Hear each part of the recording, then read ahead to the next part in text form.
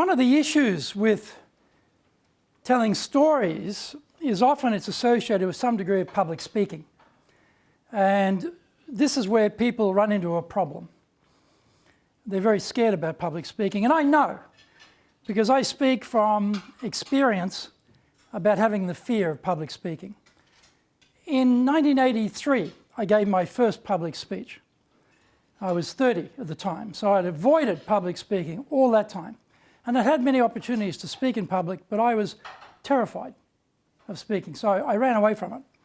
In fact, when I was at university, one of my professors married one of my classmates. And I was quite close to this professor, and he asked me, would I be the best man at his wedding? And I said, no. And I made up an excuse. I said, well, you know, I'm not really experienced enough for such an important task. I think Bruce Logan, my other classmate, a little bit older, he'd be a better person to do it than me. The real reason was I was scared of having to get up in front of a wedding party and give a speech as the best man. Fast forward to 1983, I'm finishing up my degree at Sophia University, George University, and the international section contacted me and they said, look, the Sunday Yobiko, the Sunday cram school, want to have a speaker and for the graduating students.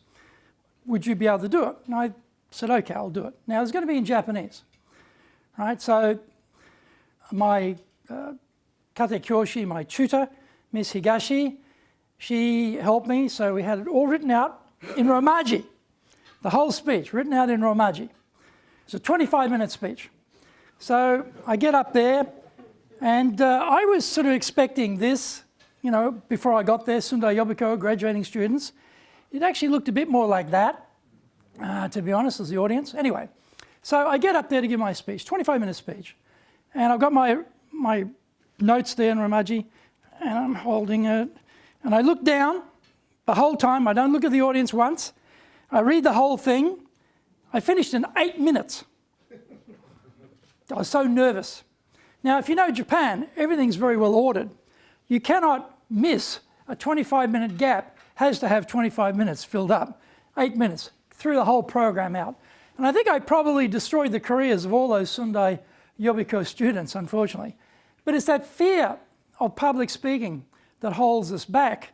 And so this is why we miss out the opportunity of using storytelling as a tool, because we're fearful of public speaking. So I'm going to talk about a little bit of the connection of those two things today. And why is it a good tool? Well, you all know that storytelling is very powerful because you're using it all the time, but you're perhaps not using it enough or in business.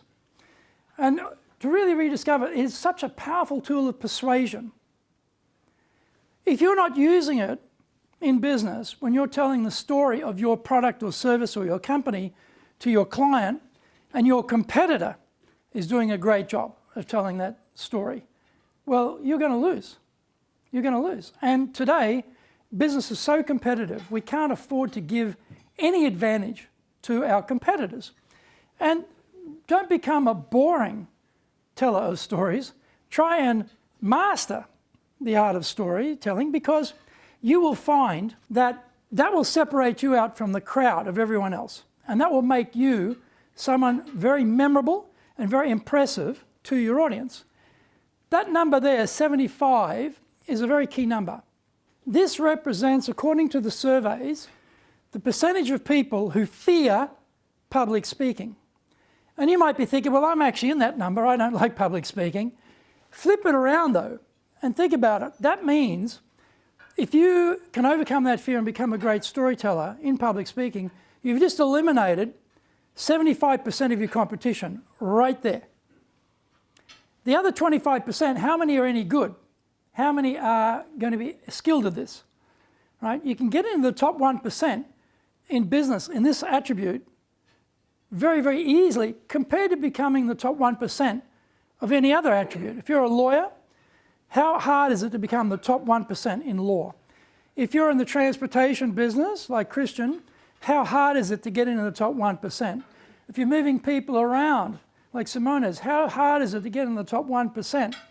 It's extremely taxing. But this is an area where most people disqualify themselves straight away because they fear public speaking. So you've got a chance here. The other key number here is 47. You will give on average in your lifetime 47 public speeches.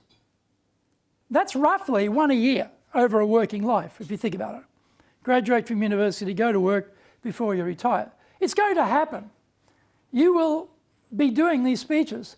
So instead of running away from it like I did, running away from public speaking, why don't we go after it and become a master of public speaking, master of storytelling, and making it an advantage for us? So this speech today for me is number 536. 536 today. Now, when I gave that speech in 1983, did I ever imagine that I would give 536 speeches? Never.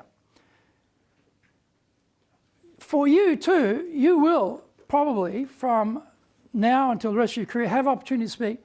Grab them. Don't be fearful. You see it as something you can stand out. Making an opportunity for yourself is my recommendation. So when can we use storytelling? You might be thinking, well, I don't really know. I'm in this business and it's a very hardcore business, very, structured business. I can't see where I'd possibly use storytelling. Well, let's see. How about selling ideas internally? If you have something, an idea or a project you want to sell to your boss, get funding for it, get support for it, how would you do that? Now, I'll give you an example. In Matsubara-san's introduction of me, he talked about I was at the Shinsei Bank. And I created the Shinsei Business School when I was there to train the salespeople, train the leaders. And I was training the branch managers. The branch managers were a very uniform group, with one very, very notable exception. They're all men. And they're all 50 plus. All right? All come out of the long-term credit bank, the Chogin Jays. And I'm trying to train these branch managers to have a different attitude, a different approach to dealing with clients. I'm getting nowhere. So I could have gone to my boss and said, let's do this. Here is the punchline. Let's do this. But I wrapped it up in a story. And I told my boss, I found some really great talent in our sales teams. There's some people here who are really skilled. They've got a great future. They're young, but they're great. And they've got a lot of potential. They're just not getting the access to their full potential. And we've got these managers of the branches, but you know what? They're very conservative. They're not really thinking about the customer. They're thinking about the process. And I've tried. I've done my best. I've been training them and have a different attitude, different mindset about serving the customer. I'm getting nowhere. I have an idea that I think we might be able to get the best of both worlds. Why don't we do this? Why don't we promote the younger people to be responsible for the revenue of the branch, keep the older grey-haired senior leaders for the image of solidity and credibility, but split the business in two. That was in February. That was probably late February, about the 27th, 28th of February. My boss at the time, Sir Jeeves Thomas, said, great idea. I want it in place by April 1. I nearly fell off my chair. He bought my idea, but he gave me an unbelievable time frame to achieve it. But the difference is, I think he bought into that idea because the way I wrapped it up in a contextual story with background. If I just said, well, look, I think we should completely change the face of banking in Japan. I think we should revolutionize the face of banking in Japan. I think we should take the average age, which is what happened, from 50 as a branch manager down to 36. I think we should go from almost 100% male to 60% male, 40% female, which is what we did. So imagine this in Japan. The branch leaders, average age, 35, 36, 60% are male, 40% are women. That's a revolution in banking in Japan. That would probably be something hard for him to agree to. But the way I wrapped it up in the story, he bought into it. So you may have things in your business that you want support from headquarters or support from your boss or your colleagues. Try wrapping it up in a story rather than just giving them the punchline. When you give people a punchline, you often will get resistance because they'll be thinking, oh, I don't agree with that, or I've got a different idea. The story provides context. The story provides background, and that allows you to sway and be persuasive with the people you're talking to. How about convincing the client to buy? very, very critical. When I was travelling to Japan in the 1980s, I was based in Brisbane, and I'd come up to Japan on business. In those days, it was a nightmare because I worked for a company called Jones Lang Wooten. So you can imagine, I'm sitting in Brisbane, I'm calling Japan, I'm cold calling clients. Suddenly a phone rings, they pick it up, they get a foreigner speaking in Japanese, and it's all katakana. Jones Lang Wooten no Greg story desu. Can you imagine, right? That is a nightmare. So it was a very, very difficult task to get appointments, but I got the appointment. So I get to Japan, and I've been listening, studying sales in Australia, consultative selling, we all know about that. Zig Ziglar, Brian Tracy, Tom Hopkins, all the American gurus on consultative selling. So I come up to Japan, and I'm having these business meetings, so I start asking questions. Where is your business now? Where would you like it to be? What's holding you back? What would it mean for you if you were successful? And this is the reaction I'm getting from the buyers. Now, I'll set the scene. We're in a very small meeting room with a very low table and very low couch.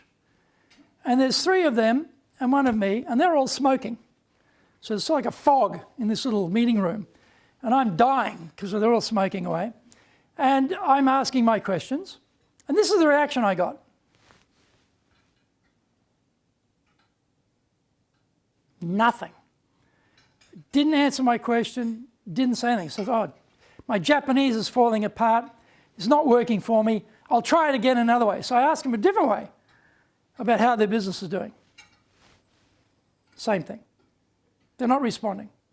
Finally, they say to me, well, just give us your pitch in Japanese, basically. Tell us about your product. Now, you know that that's a very bad place to start in a sales context. Because, say, Shi-san, what's your favourite colour? Sorry? Black. Black. Black is your favourite colour. So I come to him, I don't know that, and I start telling him about our range of blue. Best blue in the world, big range of blue, highest quality blue. Blue, blue, blue. He wants black. That's pitching. You're putting out information about a product, you've got no idea if they want it or not. So whenever I get into a business situation in sales where people ask me for my pitch, I feel like, well, I should drink this lukewarm, thin, bitter green tea they've given me and get out of there right now, because I'm not going to get a sale here at all. Because the object of a pitch is to destroy the pitch. The buyer will try and destroy the pitch because you don't know what to pitch them to. You don't know what to give them, what's the right solution. So I found this is a big problem in Japan. You have to tell the background a little bit more of what you're doing. But I found this very, very difficult. Questioning them, asking permission to get questions. These are the key skill sets in Japan I found in getting through sales. So when you're thinking about talking with your buyers, try and create, when you're particularly presenting your solutions, try and present it in a way that tells a story. Don't just give them the data, because often what we'll get is, oh, here's the data, here's the facts, here's the detail. But we don't buy detail, we buy benefits. So benefits need to be applied. That application of the benefit part with evidence from where it's worked before is what the story should be telling. So what you've done for another client, how they applied the solution, how it benefited them, and this is the detail of how it works before you go into trying to get the sale, as opposed to just giving the detail, which is what most Japanese salespeople are doing. So telling stories in sales works very well. If you're trying to get investments, right, you're looking for money, you're looking to get someone to support your business, investing in it, might be, looking for VCs. They want to know the story. They want to know about the background of this, the idea, what are the prospects of this.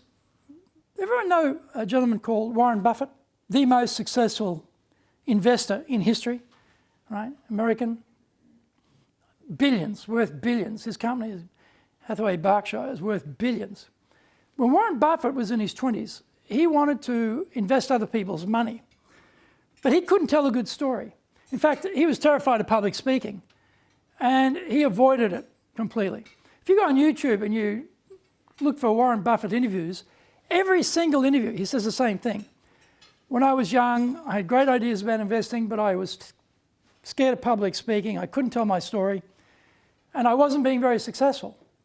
And a friend of mine said, hey, Warren, you should do the Dale Carnegie course, which he did. And that cured his fear of public speaking. He became very persuasive. And he's able to build up his business through telling the story of the companies he was suggesting people invested their money in. Again, the same thing. Tell the numbers story, tell the risk story, tell all of these aspects in your explanation rather than just the bare bones of what it's about. Or it might be representing the company. You know, what you do, why is it special? I was at the British Business Awards last year, and there was Philippe Fachet from GlaxoSmithKline, when he was still the president there, was at the awards getting his team's award. Now, pharma company, right? They're worth billions, they're huge companies.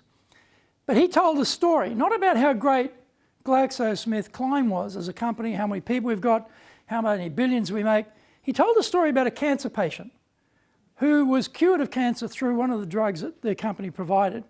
And he personalised that story with that patient. It was very powerful. And I got a very good impression of GlaxoSmithKline from that story. And I still remember that story because it hits you in your emotions. So you've probably got great things you're doing in your company. What's a story you can tell about how your company has helped somebody, how you've made a difference for somebody else? Tell that story because people are very open to storytelling. Or it might be convincing job candidates to join. We know there are 1.6 jobs for every person looking for a job today. It's highly competitive. People have got many, many options of who they're going to join. Why would they join your company? We know that over the last 20 years, the numbers 15 to 24-year-olds in Japan has halved. We know that over the next 30, 40 years, it's going to halve again. We also know that we had about 85,000 Japanese students a year going overseas to study. It dropped down after Lehman shock to low 50,000s. It's crawled back up to about 60, 61,000 a year. We also know that the vast majority of Japanese students do not want to go overseas and study. So where is this pool of English-speaking, internationalised Japanese workers going to come from for our companies? There's going to be very, very few of them. So we are going to be in massive competition. Until about 5 years ago, we were only in massive competition with each other. Today, we've got Japanese corporations who are going outside of Japan, investing outside of Japan, also competing for that same group of people. And when they turn up at home and say, I got offered a job from XYZ, big Japanese corporation, and I got offered a job from this German company, guess which company their parents is going to recommend they should join? And it won't be the German company, I can assure you of that, or any other foreign company. They'll go for the Japanese company every time. So we have to become very, very, very skilled in telling the story of our business and why that would be a great career move for these people. We're seeing, you know, the Daini Shinsotsu, the second wave of graduates. They graduate from university, they work for companies for about 3 or 4 years, and then they look to move. That's, again, they've not only got their international background, they've got 3 or 4 years of experience. This is a prime group for us to capture. How are we going to tell that story to get them to come and work for us? So these are opportunities for us to think about where we can tell that story. Or it might be promoting your personal brand. You have a personal brand. When we meet you, right, we make an assumption about the whole company. The whole company. If I meet Matsubara-san for the first time, and I think, wow, he's really good, he's really professional, he's a really capable guy, I make the assumption that everybody at Miele is like that. But if I meet someone and they're not very good, they're not very professional, I make another assumption. I think, oh, not many people are very good down that shop because that person wasn't very good. So we are making broad assumptions about whole companies based on one person we meet. If you are that person that we're going to meet at a networking event or representing your company at a presentation, right? What are we going to decide about the whole organisation based on you? So again, you've got to be professional, you've got to be expert. How do we know that? I can tell you, I'm an expert. Well, that's not very effective. But if you tell a story that tells how great you are, how expert you are, then that works. For example, I wrote this book, Japan Sales Mastery. I wrote the book for one reason. We've had sales training since 1939. In 1939, Dale Carnegie realised that there was an option for people to do public courses in sales training, which hadn't existed before. Up until that time, if your company gave you sales training, good to go. But if they didn't, you had nothing. There was no place to go and get trained in sales training as a public course. So he started the first public courses. So we've been doing this for a very long time. Yet, in Japan, we weren't selling much sales training. I couldn't work it out. Why are we selling more sales? And I realised we weren't getting enough visibility. So for my brand, for my company brand, I created this book, which tells a story. Now, I never expected this, but Eurobiz magazine put me on the cover and gave me the title Sales Master. Is that good for my personal brand? That is fantastic for my personal brand, right? So again, I'm telling that story to you about Dale Carnegie, where they were, what happened to me, how this helped me. So I'm suggesting to you to promote your personal brand as much as possible. It's attached to your company brand. Promote them. Tell stories. Get involved in opportunities like this to speak in public. Get out that information, because people will assume a lot about your whole organisation based on meeting you. So, why should they remember you? If you tell them a story, they will remember the story. Guaranteed. Guaranteed. That story I told about the Sundai Yobiko and the disaster was a complete disaster. You will remember that story. You won't remember much else about what I tell you, but you'll remember that story because it's interesting. Or you might remember the Shinsei Bank story, right? Or you might remember the Warren Buffett story. We tend to remember stories more than we do data points. So how about storytelling as a communication tool? These are typical movie plots. Overcome the monster, right? Well, this could be Game of Thrones. Rags to riches. Pursuit of happiness with Will Smith. The Quest, maybe The Hobbit. Voyage and Return, Troy. Rebirth, maybe Rocky. Any number of comedy, or tragedy or mystery movies. Rebellion Against the One, Star Wars. Great, we know that there's lots of storytelling in movies, in novels, but that's not business. What would be things for business? So tell your stories, the warning story, right? The success story, etc. Here's a warning story as an example. I want to convince clients that follow-up training is something they should consider when they buy training from us. And I can say that. You should really consider follow-up training, not just the initial training. It's very good. They may not believe that, they may not go for it. But if I wrap it up in a story and I say, we had a client, they're out of Italy, our colleagues in Milano contacted me. They said, this company needs help. I met the president. He'd been sales manager before, he'd become now the president. And we designed some training. Delivered the training, went very, very well. However, the managers responsible in that company did not do anything in following up the training. They took no accountability, no responsibility. They just left it. And so what happens? Japan is a very risk-averse society. People like to be in their comfort zone. So everyone goes back to what they were doing before. They never applied all of this great information, knowledge they had into the company. Became no value to that company. That president got fired because the results were not there. New president comes in, we have to go back and do the whole training again to fix the first time. So when we're having training, any training, always consider you need to have follow-up. Because if you have follow-up, the chances of people stopping what they're doing and getting out of their comfort zone and applying it goes right up. See, that's telling, the punchline is, the chances of people using and applying the training goes right up, told as a story. I could have just said, hey, you should do follow-up, it's very good. It's not as effective. So you're looking for chances like that. Or a success story. Brioni is an Italian high-end suit maker. Very expensive suits. Again, Italian story as it turns out. Brioni Japan worked with us. We customized a program specifically for them. Very, very customized for all of their floor staff in their boutiques. Now, if you've never been to a Brioni boutique before, I'll give you an example. When we started the business, I did a bit of a mystery shopper tour to one of their branches in Roppongi Hills. Big store there, and went in. And I thought, okay, what can I buy here? I saw a Meishire, a business card holder. Had a look at it, 300,000 yen.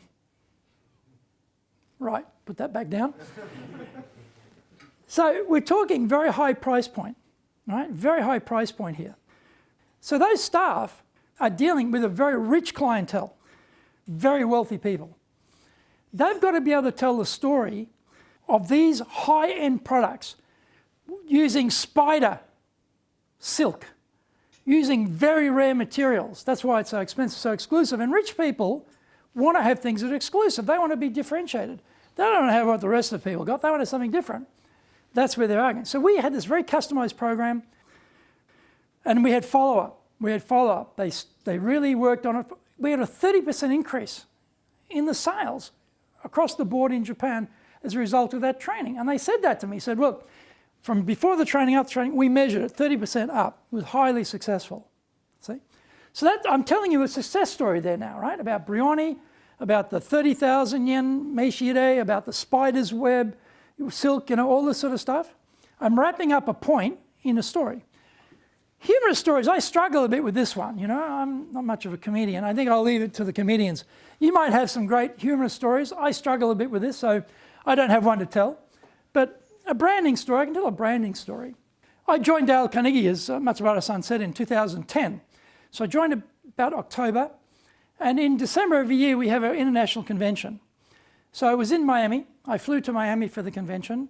I met Dorothy Carnegie, Dale Carnegie's daughter, which is a great honour, of course. And we're at a sort of evening drinks event, and she introduced me to this guy. Didn't quite look Dale Carnegie, right? Had a long ponytail, really long ponytail. He's wearing a Hawaiian shirt. Okay. This guy doesn't quite look the right Carnegie look to me. Turns out he's a vendor. His company supplies the stage, the sound, the lighting, the video, all that sort of stuff for Dale Carnegie. And his company has been doing it for a long time. So he was a vendor at the event. And I'm new to Dale Carnegie as an employee. And he said, yeah, I really like your company. And me being Australian, I don't know if there's any Austrians in the room, if they're equally skeptical like Australians, but Australians are very skeptical. So when he says, I really like your company, I immediately say, well, why is that? He said, well, we do this type of event for many, many big speakers, many gurus, many famous people you would know. And he said, we're on the mic sets, so we can hear everything. We can hear what's going on backstage. We can hear what's going on front of house. What we hear, though, is interesting because the guy is out the front telling the audience how they should be and what they should do and pontificating. And the guy who's backstage bawling out their staff, abusing the people, is what they're hearing. And he said, what I like about Dale Carnegie is what you say out the front, what you do at the back is exactly the same. And I was really pleased to hear that. I was really pleased to hear that it's got congruency, it's got integrity, because I've just joined this organisation. That's the sort of thing I want to know. So that's, for me, is a great branding story to tell you about how my company has integrity. Where is a story you can tell about the integrity, the brand power that your company has? And you will have stories for sure. Tell those stories. Don't just say, we believe in integrity. Tell the story that says you believe in integrity. Or you might have a parable. Now, in business, the culture of your people decides everything, right? In America, they say that the person who decides not to drop the box of the product at the loading bay determines the attitude of the whole company, right? If the person, the lowest paid person loading stuff in the loading bay takes care of the product, takes care of the client, then the whole company's culture is going to be pretty good, right? They talk about that. So Ritz-Carlton has a very famous brand name as high-end luxury accommodation. A gentleman called Rico de Blanc was the general manager in Osaka. He opened it in Osaka, he opened it also in Tokyo. When I was working in Osaka, I went to a talk he gave. They have these principles, 12 principles of service that they use.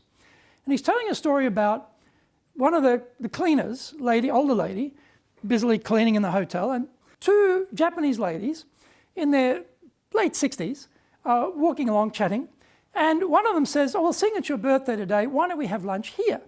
Oh, that's a good idea. So off they go. The cleaning lady puts down her cleaning gear and at a discreet distance follows them and notes which restaurant they go to. She goes into the kitchen and she tells the chef, that lady is having a birthday today, goes back out and continues cleaning. So the two ladies are having a wonderful lunch at the Ritz-Carlton in Osaka. It's a very beautiful hotel. At the end, out comes a little cake, a little one candle in it, you know, beautiful little cake. Flabbergasted, astounded, amazed. Wow! She goes home that night. She tells her husband what happened. Her husband says, that's incredible service. From now on, all of our guests will stay at the Ritz-Carlton Hotel. That lady's last name was Takeda. Does anyone know the company called Takeda Pharmaceuticals? Right? The biggest pharmaceutical company in Japan. That is an example of culture. And I found that later myself too, because after hearing that story, I was working in Shinsei. I got Rico de Blanc to come to Shinsei and talk about customer service and tell that story, amongst other things. And I convinced my boss, Sajeev Thomas, to send me to Washington and do a course. So I'm at the Ritz-Carlton for a week. I arrive in Tyson's Corner because I couldn't get into the DC property. I check, any spare rooms? Yeah, we do. Oh, can I transfer to the DC property because it's closer? No problem. So I go downstairs, take all my bags back down. A young guy says, where are you going? I'm going to your DC property. They've got a room for me there. Great, taxi. So I get in the taxi. I go to the DC property. I'm getting out of the taxi. Guy opens the door. He says, welcome to the Ritz-Carlton Hotel, Dr. Story. Whoa! I was amazed. So I'm going into the hotel, young guy there, big door, huge big door. He opens the door. Welcome to the Ritz-Carlton Hotel, Dr. Story, you know. It was like this the whole day. So I'm asking the instructors, how do you teach this stuff? What do you do to train this? Very key point. We don't train that. We train culture. We work on culture in our business, and the culture breeds that level of service. You see? So there I'm telling a story, a parable here, about a lesson in, if you want to have good service and do well with clients, work on your culture. Now I could have just said, work on your culture, it's very important. But I've told you the Ritz-Carlton story, to wrap it in a story so it's memorable for you. And I'm encouraging you, you're going to be telling people what they should be doing as a parable, as a lesson, wrap it in a story. So in a story, it's going to have a structure, okay? It's going to have certain content. Make the structure very logical. Make the content very congruent, very concise. Stories don't have to be massively long. My stories are not very long. They're a couple of minutes max. And the delivery is very important. Now, this is where we have a bit of a problem with delivery. You know, techniques for effective storytelling in terms of delivery. Word emphasis is very important. Now, Japan, for the Japanese people in the room, you have a major disadvantage because your language is a monotone language. When I arrived here in 1979, April 1st, 1979, I went to Sophia University, and Professor Yamada was my professor, one of my professors, and we're doing from zero, right? So we're foreigners. So we're like, you know, watashi wa eki ni ikimasu, you know, we're up and down like this, tonal variety. And I remember Professor Miyamada going, no, story-san, fratto, fratto, fratto. Flatten it out. Get it into a monotone like everybody else.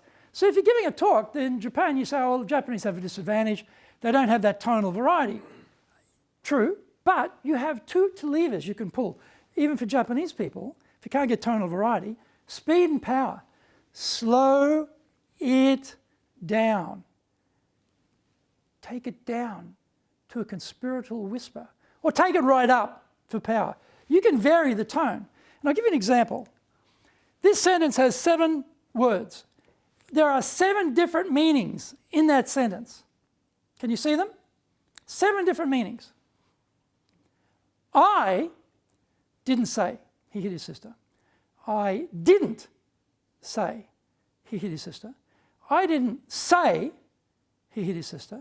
I didn't say he hit his sister. I didn't say he hit his sister. I didn't say he hit his sister. I didn't say he hit his sister. Right? So by changing the emphasis on key words, I've got 7 different meanings in that sentence. So if we think about when we're speaking, this is very important. Get key words that you want to hit, and you can hit them harder by tone up or down. This was proved to me. I was in Kobe. I was giving a talk at Kobe University. It was to a group of departing American students who'd been on the summer program. And I gave this rip-roaring, absolutely stirring call to action speech about how they could go back to America and be like the Meiji Restoration young Japanese who changed the world and bring all the great things they learned in Japan to America, right? Really powerful talk. The professor after me was a Korean professor, and he spoke very quietly. The whole time, very quietly. I'm loud and he's very quiet. And this is what I noticed. The whole audience were like this. They were leaning into that professor to hear him. And I thought, isn't that interesting? I can go soft and have a lot of pull, a lot of hook with the audience, as well as loud. So it doesn't have to just necessarily be loud, but the voice influence of either soft or hard on key words, right? And pauses are very important because audiences get lost if there's too fast and there's too much information. You've got to give them time to digest. So pauses are very key, and also helps you to regroup and think about what comes next. And pacing, right? It's got to keep it moving along. Keep it moving along. You've got a time limit. Can't drag it out. Again, we talked about voice modulation. You can include dialogue. Like you can take a conversation that you've had with someone and reproduce that conversation in the story to make it real. Well, that's what movies are about, aren't they? Movies are people having a conversation that's filmed. It's the same thing. You can produce that conversation to make your point, right, as easily. And detail. Try and bring in the detail where you can. I talked before about the meeting room, right? When I first came up to Japan, doing those cold calls, it was a small meeting room. The table was very low. The chairs were very low. Like if you're foreign, like I'm not particularly tall like German gentlemen, but I still found it was pretty damn low, for me. And if you've been here at that time, you probably remember that's what it was like. They were always really low. And they were all smoking. Everyone was smoking in those days, right? Fog encrusted room, right? So you go into that sort of detail. It brings the story alive for people. And movement. Don't neglect to use gestures. Add power with your hands and body language to what you're saying. And finally, bring your enthusiasm for the subject. You've got a great product. You've got a great service. If you're not enthusiastic about it, why would we become enthusiastic about it? What would encourage us to be more enthusiastic than you are if you don't seem very sold on the product or service? So you've got to bring that to the sale. And what makes a good story? Well, it should have some characters in it. It should have some context, background, either a plus or a minus in there, a resolution, a message. I'll give you an example. I'll give you the punchline first, so you'll know where I'm going with the story. Dale Carnegie needs to have more thought leadership. That's the punchline. Okay? But you don't know that until I tell you the story. But I'm giving it to you first, so you see how I take a punchline and I create a story about it. So Joe Hart is president of Dale Carnegie. He joined about 4 or 5 years ago. He was actually a graduate of the program. He was a lawyer in Chicago, and he took the Dale Carnegie course, changed his life completely. He went out and started his own companies. And we were looking for a new president, and the board found him, real enthusiast, real believer in Dale Carnegie, and he joined the company. And Mark Marone is a consultant who was working with Dale Carnegie, and they were thinking about, it's a 100-plus-year-old company. One of the problems is people start to stereotype, they're old, they're sort of dusty, cobwebs on them, they're not modern. We've got to really revamp the image of the company, rebrand it. We've got a new brand, right? This new brand came out, which is that butterfly-looking thing up in the corner there, which is D and C together. They did a whole rebrand. And we need to get more thought leadership. So let's really start working on that, right? So they're the characters. The context is a 107-year-old company. People are sort of stereotyping us, thinking we're not really modern. That's the problem. That's the conflict there, or an opportunity, depending how you see it. So the resolution, okay? So they decided to start producing more books. They encouraged me to produce my books. They've just published today a new book on selling. They published a book called Dale Carnegie for the Digital Age. They're starting to get more active in producing more content. so that people can see that even though the company has long roots, very well established, it's still very modern, it's still very current, it's still very pertinent. And then the message is, right, the message is, if you want to be a leader in your field, grab onto thought leadership. Publish things in blogs, get it onto video, get it into a format that people are going to see. And people will see you as a leader in your industry and they will want to deal business with you. So you see how I took the punchline, then I told the story. I put the characters in there, I put the conflict in there, I put the background in there, and then the message is, get onto thought leadership. That will help you in your business. That's a longer story. A more brief story would be something like this, more of a 1-minute story. Now, the action I want you to take is to get more involved with voice, right? Voice. Okay? That's the action I want you to take. But if I tell you, we know, really, you should be doing more with voice. If I just say that, I've got a room full of critics. You're all saying, oh, voice, it hasn't really arrived yet. That's not really for our company. I can't see how that would apply. You know, what do I care about doing more voice content? I would have an army of critics here. But in a 1-minute story, I go into the incident. And this is the incident as an example of a storytelling. So it's the 8th of August this year. I'm reading in the newspaper. Google has announced they are going to provide search for voice using AI as well as text. That is a revolution. That means that all that stuff that's published out there in text is now going to be matched by podcasts, videos with the text attached and also the voice attached. You're going to be found in that area. So if you aren't doing podcasts, if you aren't doing more video with voice, get into it, because that's what's going to be the new major new search tool with AI. It's already current in America. It will come here. It'll go global. That's why I recommend get involved with voice. And if you do, you are going to be found through voice as well as text. Okay? So that's about a minute.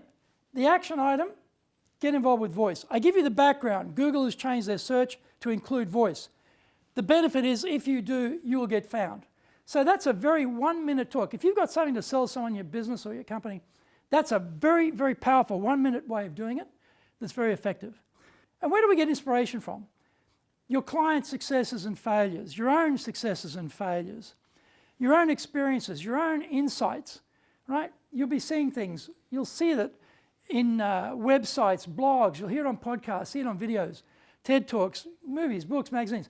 It's all out there. I'm telling stories from my own personal experience, but when you see a good story, grab it. Now, Paul Madden is the British ambassador. Paul Madden was the Consul General for Britain in Osaka when I was the Consul General for Australia. And I met him at that time. He is a genius at telling stories.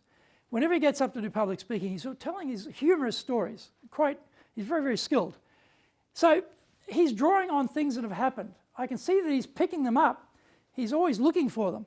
We should be doing the same. If you see a good story or something's happened, grab it and say, I can use that in my client meeting. I can use that when I represent my company. I can use that internally, convince people to do what I think is a good idea. Don't watch it. Now you're watching them and they're floating by.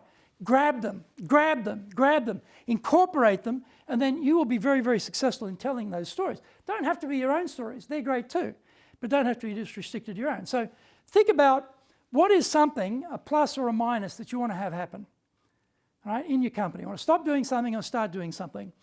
Who would be some characters you could involve? Some people in the company that people would know, or if it's a client, something you want them to stop doing, start doing, something they would know, people they would be testimonial or evidence they could go to. What's the background? What's the context? All right? What is a good outcome? If this example you use, what was the positive outcome? Brioni, 30% up in sales. That's a good outcome, right? The message is use Dale Carnegie, do follow-up training. See how I'm saying? You've got all of these potentialities here in storytelling. That's just 3 minutes. It doesn't have to be a 25-minute story. You can get it compact, 3-minute story. It works very, very well. And the other thing is, look for this. Don't give people a punchline. You'll face an army of critics. Give them the background first, see, because the Japanese language is a perfect example of this. When you speak in Japanese, where's the verb? It's at the end, right? So we don't know until we've heard people out whether it's positive or negative, whether it's past tense present tense or future tense. The problem with an English language like I speak is the verb's in the middle. So as soon as you get to the verb, people know where you're going with that story, and instantly they're opposing you, or they're jumping in, or they're cutting you off, or they're finishing your sentence for you. Japanese, you can't do that because you don't know where they're going with it. That is a great metaphor for this. Tell them the background first. Don't tell them the punchline. Give them the brief background. As they're hearing the background, they'll be thinking, well, we should do this. You can probably bet that the this is what you are going to tell them is the action point. Because based on that background, contextual information, that is a very logical action to take. Right? So before you even get to the action recommendation, they're already with you, and then you give them the benefit to wrap it up so the positive is there for them. So these are some things I'd like to leave you with today, and I would like to ask, who has the first question?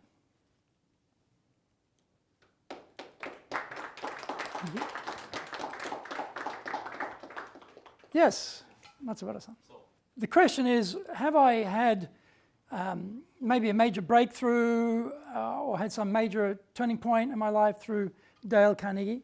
I would say, for me, probably what Dale Carnegie has given me the most is an appreciation of our potentiality. I think we are operating really not even close to our major potential. We're holding ourselves back. And public speaking is one of those areas 75% of people don't want to do it. The beauty about Dale Carnegie is they teach you how to do it. And there's another program called High Impact Presentations, which is just the Rolls Royce. You know, it's the Maybach, it's the Ferrari, it's the Lamborghini, it's the works. It's great.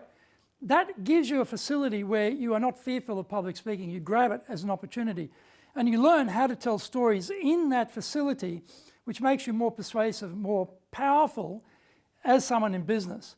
And I think that's where it really helps a lot of people. And a lot of people say, one of the most common feedback points I get from people who've done Dale Carnegie training, particularly the course, the Dale Carnegie course, is it changed my life. And that's often because Japanese people particularly, they're often in their comfort zones. They're timid to move out of their comfort zone. They're scared of making mistakes. They hold themselves down. That course is an inside-out course. It releases your potential. And it's very, very powerful impact on them. And that's why most of our trainers have come through the courses and been impacted like that, and they want to teach it. So it does have, I've seen it in my own eyes, I've seen the changes. So yes, it works very well, and thank you for the question. Yes, question is, how do we make more use of training in our companies to change the fabric of our company to be more successful? One of the big pitfalls in Japan is people are relying on on-the-job training still. On-the-job training works well in certain circumstances. When I came to Japan in the 70s, and I'd been at university studying about Japan, one of the things that came up very often was people were amazed by Japan at that time. They were amazed by how many layers there were in companies. They had a tremendous number of layers. And I found that too when I came in the 70s. Companies had major layers right the way through. And we get to the burst of the bubble. So what happens? They cancel the marketing, they cancel the training, right? They just cancel all that to save money. And they also take out big layers in the companies and give bosses a bigger remit over a bigger team. So they've got more responsibility. And so this is the 90s now, right? So in the 90s also in comes keyboards. So, you know, bosses used to have secretaries who do the typing for them. I don't think there's anybody, maybe a few companies in Japan still where that happens. Most people are doing it themselves. So bosses now, they've got less time than before because they've got a bigger job. They've also got to start doing things like do their own typing, which they didn't have to do before. They have got less time to do on-the-job training for their subordinates. So on-the-job training sort of went into the freezer for a very long time. And it's still, if you think about it, it's an oral tradition, right? The boss orally tells the subordinate how to do the job. But there's a whole generation of people who didn't get told. The boss would take them to 2 meetings, that's it, you're on your own. So they never got trained in anything, unlike the old days. So what I see here is a breakdown in Japan for on-the-job training, but the vast majority of Japanese companies are still using on-the-job training. So that stone has been wrung out. No more juice in that stone, right? It's dead. But they continue to do it. So my takeaway is you need to have some mechanism in your company. Now, if your company is not able to provide in-house training, then find a vendor like us or a supplier like us who can do it. Because these days you've got public courses, You send one person to a Dale Carnegie course, very light touch, very easy. You want a customized in-house program like Brioni, we do that too. So you've got all of those possibilities available to you. And you refresh, you get the global best practice in Japan. So I mentioned before that I'm translating a book, the Japan Sales Mastery, into Japanese. This is going to be a very unique book. It'll be the first book of its kind. You have Japanese writers writing for Japanese salespeople, and you have American writers writing for American salespeople who are translated into Japanese. So the Japanese are in the Galapagos Island writing for each other internally, and the Americans are writing for Americans, but it's in translation. My book will be the first time that a foreigner, I've been here 33, 34 years now, has written a book for Japanese salespeople in Japanese, taking global best practice and bringing it to the Japanese domestic market. I think that's what you're looking at with a lot of these training companies. They've got that global best practice.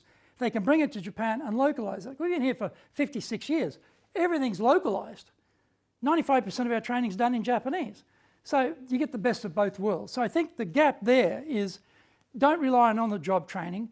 Access global best practice in a way that's going to be localized for Japan and give your people the best shot to get skilled up. We do a lot of sales training. And I can tell you, those salespeople are very unskilled. And they're only the ones we get to see. It's the people out there, we don't even get to see that a bigger number of those and a bigger problem.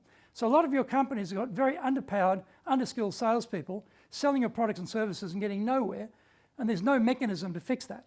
So I would suggest try and use someone like us to at least fix it internally, and then maybe you do on-the-job training. But you've got to re-energize the on-the-job training capacity, level, and sophistication, I think, in companies. And sorry, you have the next question. Yeah. So the question is about humorous stories, and the reason I don't tell them is because I'm not very skilled as a comedian. And I think you learn different things. When I did that speech in '83, then I came back in '92 to work. And in my job, I was consul in Nagoya, and I was representing Australia. So I had to do a lot of public speaking. And I tried to tell jokes. I tried to design jokes. So I'd be, thinking in Japanese, this is going to be funny. And I'd tell my joke. Not funny. Not funny at all.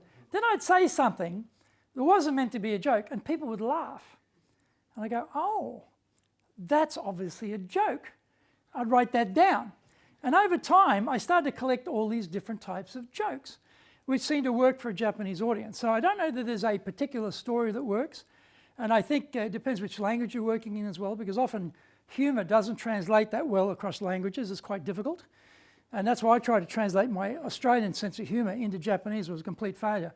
But they found the jokes inside what I was telling them. So I think that's the better way to go. But what I realized is I probably need to do a better job of telling stories. Like the British ambassador, Mr. Madden, he's a genius at this. He is a really good storyteller, and he's a very humorous storyteller. And he's skilled at that. I see that guy and think, wow, I wish I could grow up and be like him, He's very, very good. So some people are good at it, and you may be good at it. I'm just saying I'm not particularly good at it, so I don't tell many of them, but look for them.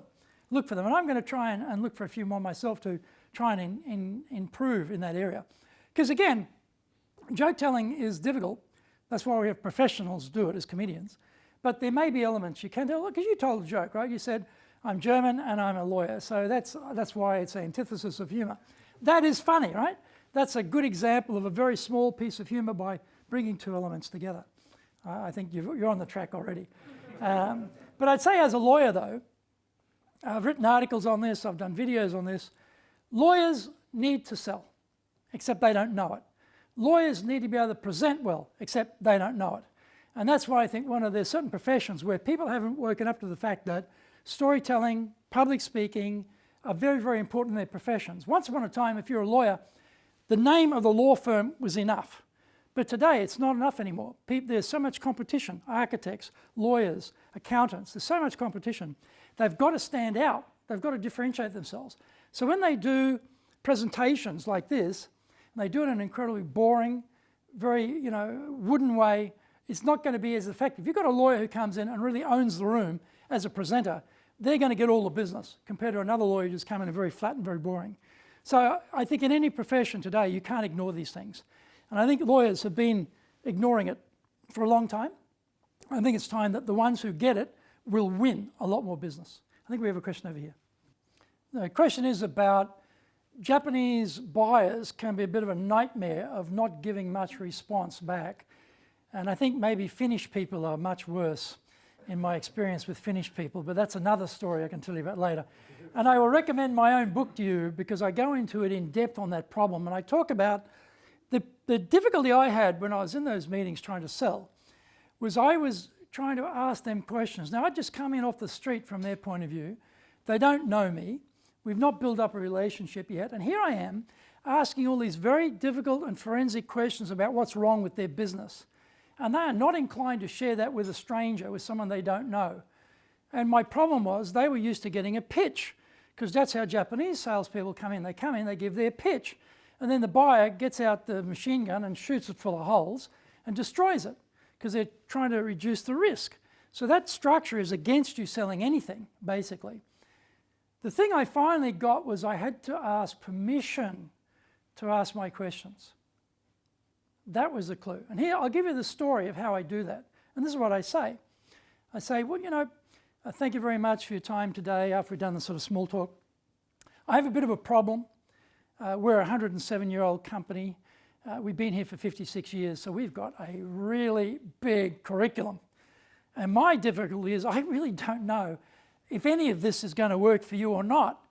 And it's a bit like, you know, I've actually never been there, but I imagine the American Library of Congress is this massive tall building with books from sort of floor to ceiling. I've got that sort of problem. I don't know which book is going to be the perfect example or the perfect solution for your company's needs. If you wouldn't mind, may I ask you a few questions? And I will take that big curriculum and I'll refine it down to only the things that are the most relevant, most perfect, and most suitable for your company, if it makes sense.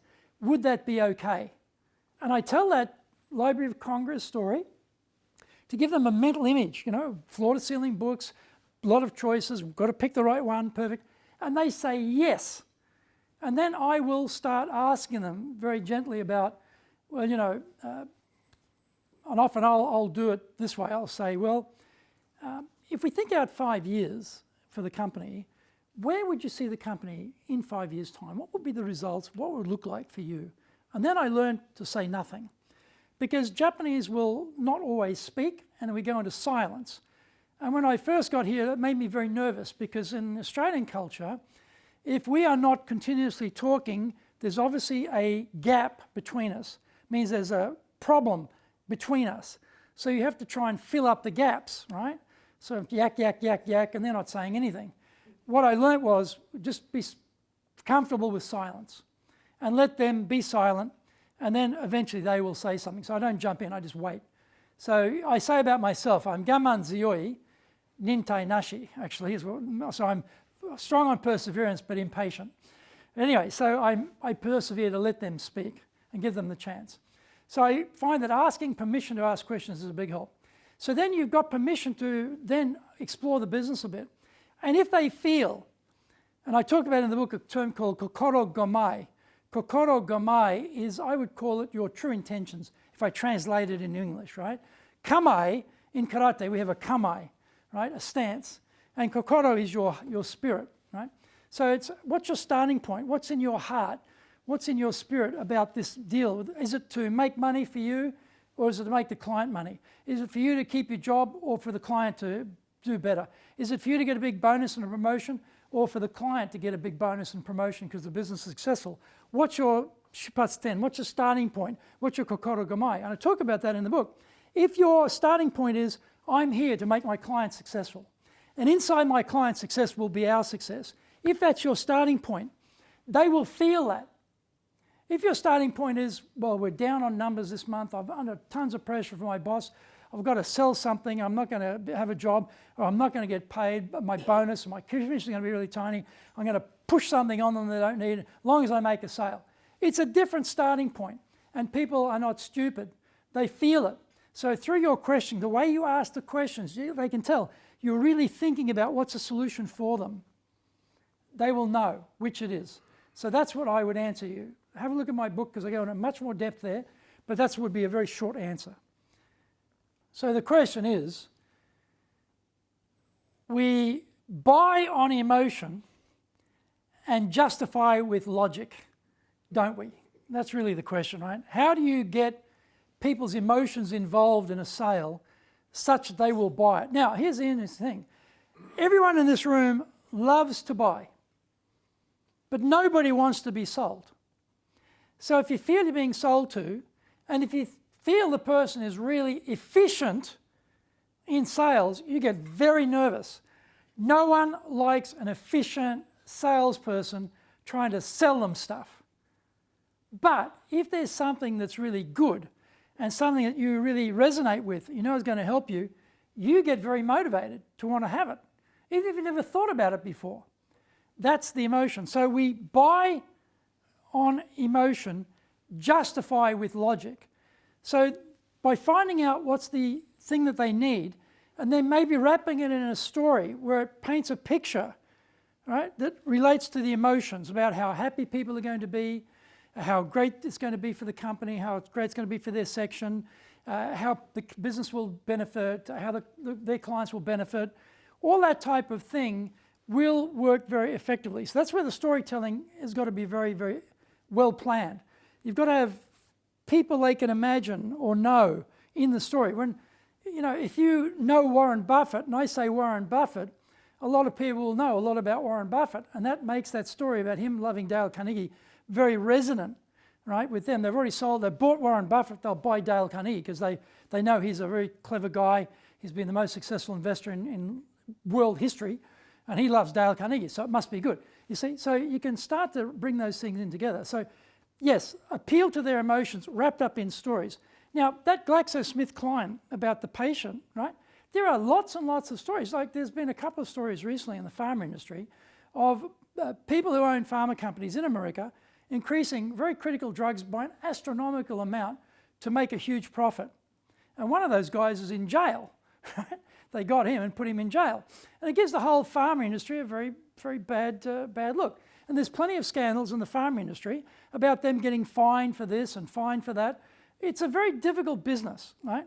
But when, you know, Philip Fache told that story about the cancer patient, he did it in a very humane way. He did it in a way that we could all identify with. Both my parents died of cancer, both died of lung cancer, you know. I've got, in my office, I've got one breast cancer survivor. I've got her partner has now got cancer. You know, one of our trainers, she is a breast cancer survivor. I mean, someone in your family or your circle in your company will have a cancer issue. So we all relate to it. So when he's telling that story about their particular drug and how it helped that particular patient and what it made a difference to the quality of their life and extending their life, it's easy for us emotionally to identify with that. If you can find something that's going to help that company, that's going to make them successful in a very crowded business, a very crowded field, lots of competition, that's going to help their business survive and succeed, people will emotionally attach themselves to that and buy into dealing with you, as opposed to a very dry, perfunctory, statistics-driven, data-driven presentation by somebody else. Now, in a solution presentation, there are a number of steps. Now, here's the key. In Japan, coming back to your question before, they only use one step. In Japan, the one step is tell you all the data, all the spec. That's all they tell you. But we don't buy spec. We buy outcomes. So this is the spec. Here's the benefit of that spec. Well, that's okay. How do you use it? What's the application of that benefit? That's the next stage. Well, how do we know that's true? Well, here's where it's worked somewhere else. Here's the evidence. And then trial close.